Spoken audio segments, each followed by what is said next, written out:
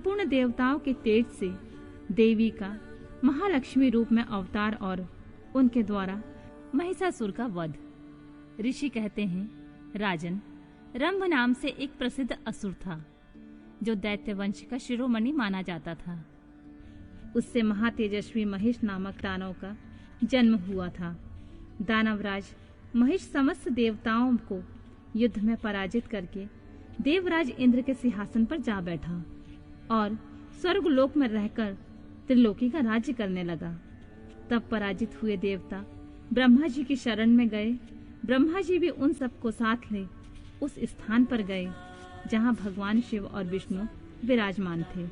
वहां पहुंचकर सब देवताओं ने शिव और केशव को नमस्कार किया तथा अपना सब वृतांत यथार्थ रूप से व्यवरेवार कह सुनाया।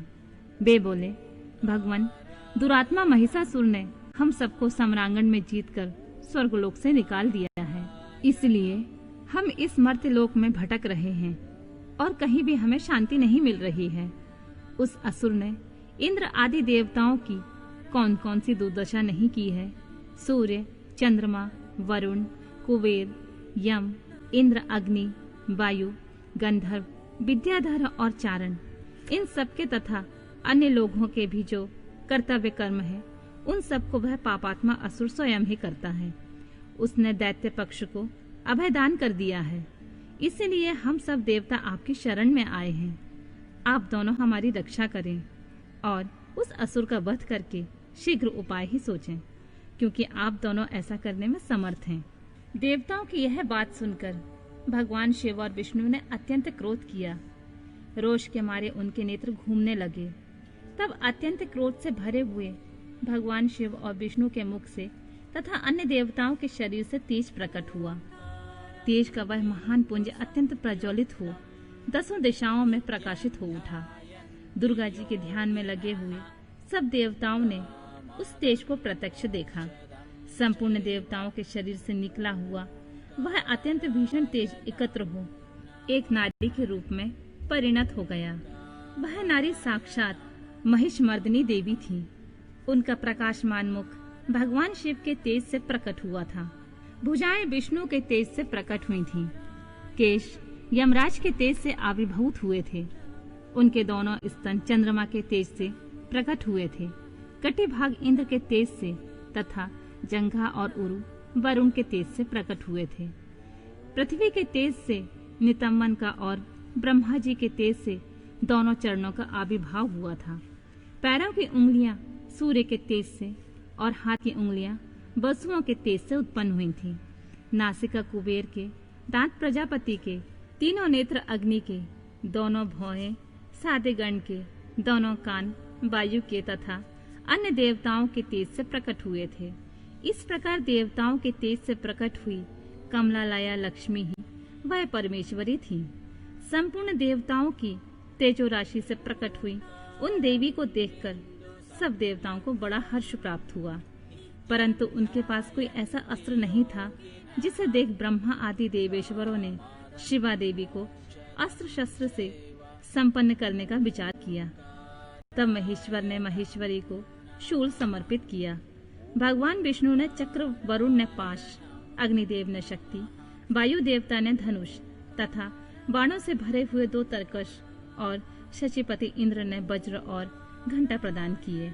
यमराज ने कालदंड, प्रजापति ने अक्षमाला, ब्रह्मा ने कमंडल एवं सूर्य देव ने समस्त रोमकूपों में अपनी किरणें अर्पित की। काल ने उन्हें चमकती हुई ढाल और तलवार दी। क्षीर सागर ने सुंदर हार तथा कभी पुराने न होने वाले 2 दिव्य वस्त्र भेंट किए।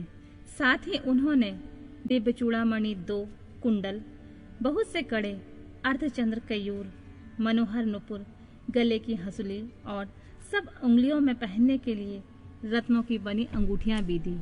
विश्वकर्मा ने उन्हें मनोहर फरसा भेंट किया। साथ ही अनेक प्रकार के अस्त्र और अवैध कवच दिए।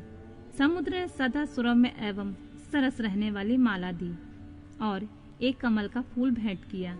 हिमवान ने सवारी के लिए सिंह तथा आभूषण के लिए नाना प्रकार के रत्न दिए।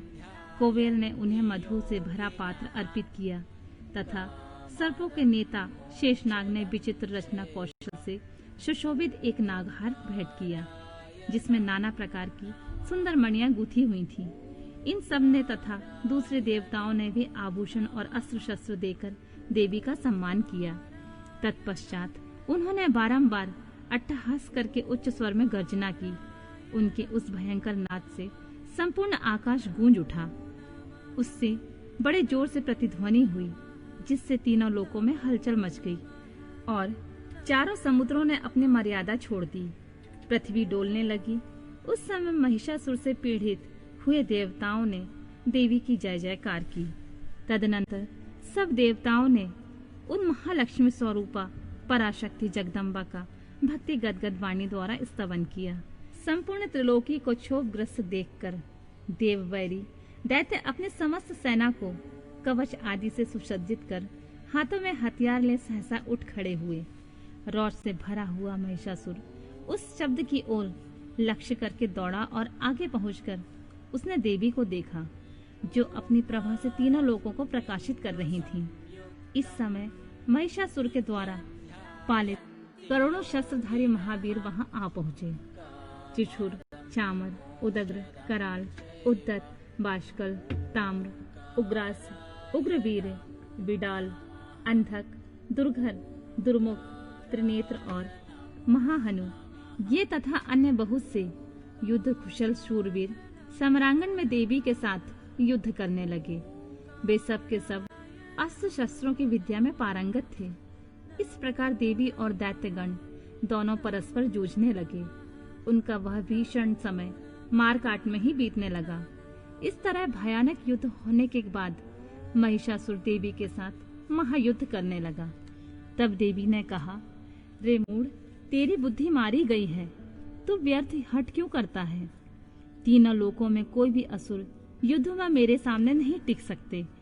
यूं कहकर सर्व कलामयी देवी कूदकर महिषासुर के ऊपर चढ़ गईं और अपने पैर से उसे दबाकर उन्होंने भयंकर शूल से उसके कंठ में आघात किया। उनके पैर से दबा होने पर भी महिषासुर अपने मुख से दूसरे रूप में बाहर आने लगा। अभी आधे शरीर से ही वह बाहर निकल पाया था कि देवी ने अपने प्रभाव से उसे रोक दिया। आधा निकला होने पर भी वह महाअधम दैत्य देवी के साथ युद्ध करने लगा। तब देवी ने बहुत बड़ी तलवार से उसका सिर काट दिया और असुर को धराशाही कर दिया। फिर तो उसके सैनिकगण हाय हाय करके नीचे मुख किए भयभीत हो रणभूमि से भागने और त्राही त्राही की पुकार करने लगे। उस समय इंद्र आदि सभी देवताओं ने देवी की स्तुति की, गंधर्व गीत गाने लगे और अप्सराएं नृत्य करने लगी। राजन, इस प्रकार मैंने तुमसे देवी के महालक्ष्मी अवतार की कथा कही है। अब तुम सुस्थिर चित्त से सरस्वती के प्रादुर्भाव का प्रसंग सुनो।